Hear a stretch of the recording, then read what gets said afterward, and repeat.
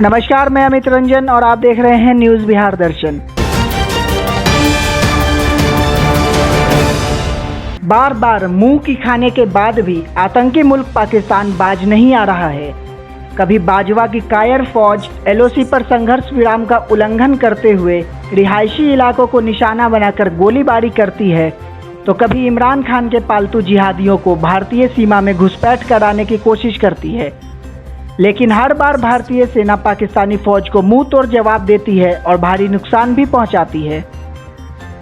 एक बार फिर से जम्मू कश्मीर में नियंत्रण रेखा से लगी भारतीय सेना के चौकियों पर पाकिस्तानी फौज ने संघर्ष विराम का उल्लंघन करते हुए गोलीबारी करने के साथ साथ तोपों, मोर्टार का भी इस्तेमाल किया।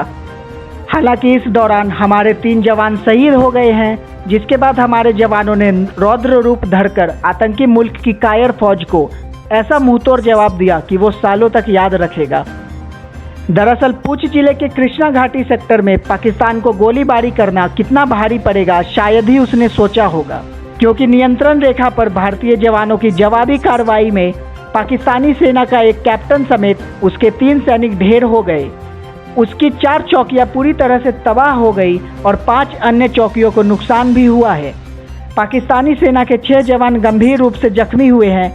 इसके अलावा सेना ने लीपा वैली में आतंकियों के कई लॉन्च पैड भी तबाह कर दिए हैं, जिसमें कई आतंकियों के मारे जाने की खबर भी सामने आई है।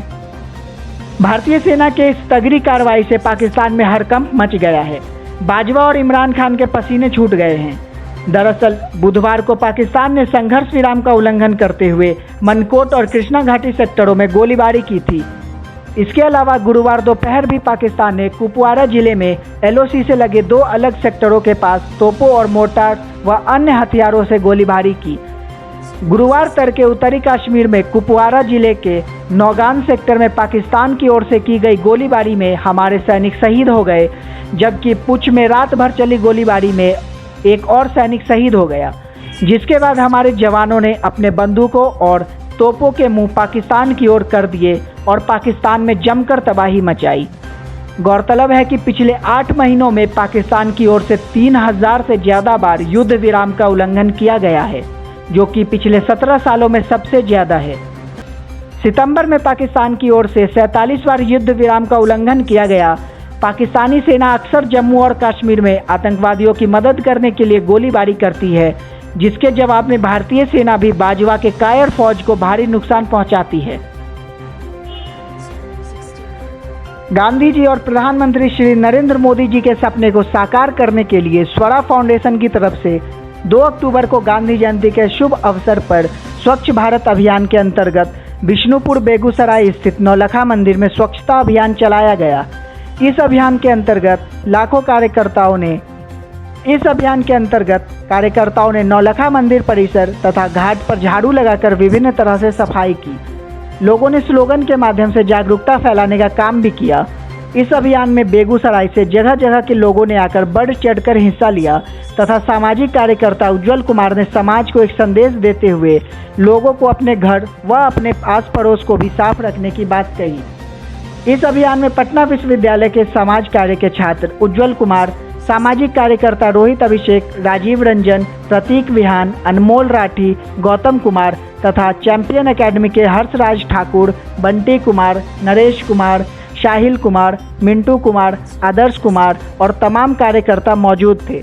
रोहित अभिषेक ने इस अभियान को निरंतर रूप से चलाने की बात कही, साथ ही स्वच्छ रहने की भी बात की तथा राजीव रंजन ने समाज के लोगों से अपील करते हुए कहा कि यह अभियान सिर्फ 2 अक्टूबर का अभियान नहीं है, बल्कि हमें ऐसी साफ सफाई प्रतिदिन करनी चाहिए। अभियान स्वरा फाउंडेशन के द्वारा बेगूसराय स्थित बिशनपुर में नौलखा मंदिर परिसर में स्वच्छता अभियान एवं स्वच्छता जागरूकता अभियान चलाया गया।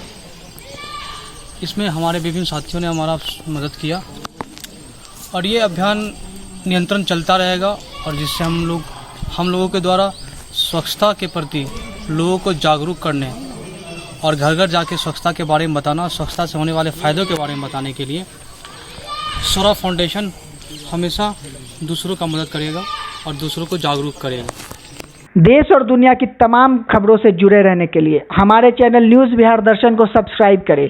अगर आप ये वीडियो फेसबुक पे देख रहे हैं तो हमारे फेसबुक पेज न्यूज़ बिहार दर्शन को लाइक करें व फॉलो करें। तब तक के लिए धन्यवाद। जय हिंद, जय भारत।